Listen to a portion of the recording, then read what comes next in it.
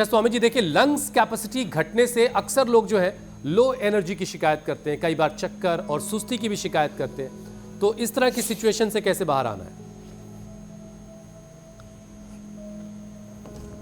देखो, जो low energy feel करते हैं ना, वो तो स्वासारी और स्वासारी अवले है ले लेना।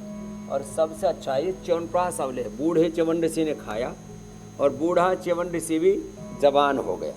ये बहुत ही ज़बरदस्त है। इसका मात्र 1 चम्मच ऐसे लो,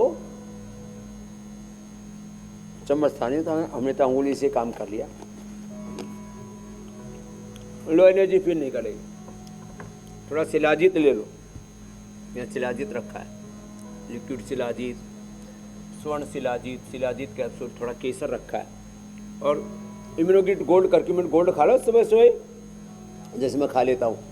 दिन भर एक बार मैं सुबह ले लेता हूँ ये, और कई बार तो शाम तक कुछ भी नहीं खाया, पर फुल ऑफ एनर्जी, पूरी एनर्जी रहती। ये ताकत है आयुर्वेद की।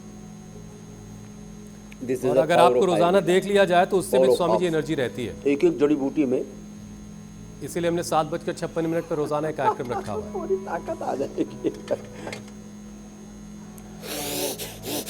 स्वामी जी अब जरा रेस्पिरेटरी ट्रैक से जुड़ी कुछ अलग अलग एलर्जीज, सांस लेने से ताकत आ जाती है मेरे भाई हुसैन जी। बिल्कुल बिल्कुल स्वामी जी, रेस्पिरेटरी ट्रैक से जुड़ी कुछ अलग अलग एलर्जीज पर थोड़ी बात कर लेते हैं, आपसे थोड़ा उस पर भी ज्ञान ले लेते हैं।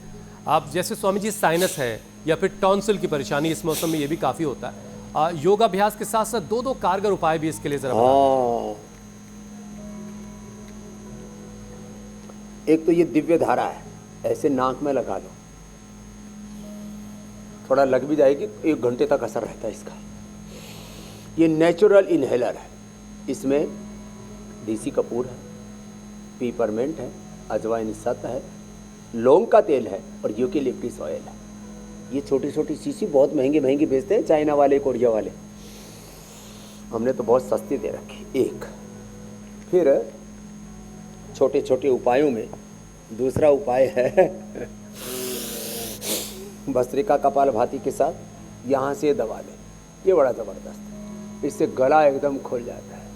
और गले पर थोड़ा ऐसे घी लिया, गाय का घी है ये, जिससे हम अभी हवन कर रहे थे ना, और इसको गाय के घी को ऐसे गर्म किया, और गरम गरम घी या सरसों का तेल या तिल का तेल ऐसे हाथ पर लिया, गरम गरम है ये, और ये ऐसे करके ऐसे ऐसे गले में लगा दिया ऐसे, और फेफड़े पर भी ऐसे लगा दिया, और उसकी ऐसे मालिश कर दी। देखो ये ऐसे ऐसे अपने हाथ से, जगन्नाथ ऐसे, जय जगन्नाथ, अपने हाथों से ही अपने फेफड़े की ऐसे मालिश कर लिया, ऐसे ऐसे ऐसे ऐसे, और गले की भी मसाज कर लिया ऐसे ऐसे ऐसे ऐसे। और ये तो हो गया जो है वो नेचुरल इनहेलर के तौर पर।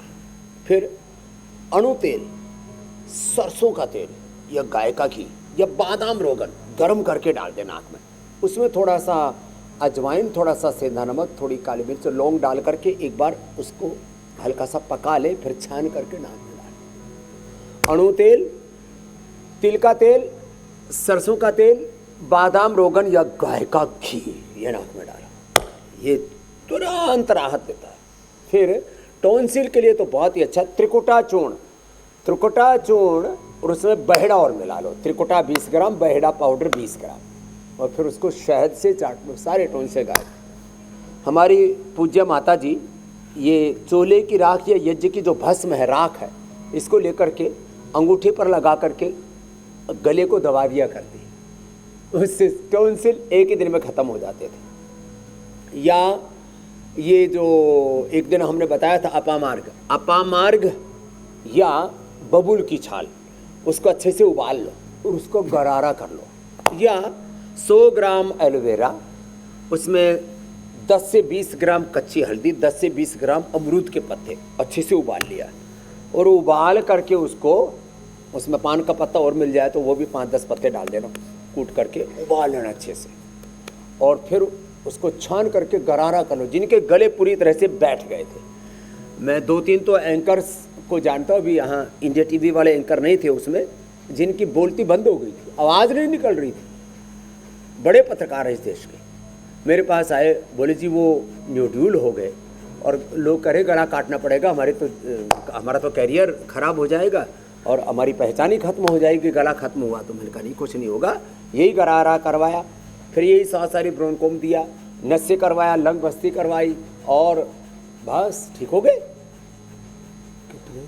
तो ये टॉन्सिल हो, गले में गांठें हो गए हो, ज़्यादा गांठें हो जाती हैं तो लक्ष्मी विलास संजीवनी बटी देते हैं ये कपड़। एक और घरेलू उपाय है, 100 ग्राम बादाम, 20 ग्राम काली मिर्च, 50 ग्राम खांड, लो पाउडर करके एक एक चम्मच खिला दो, पुराने से पुराना नजला खत्म।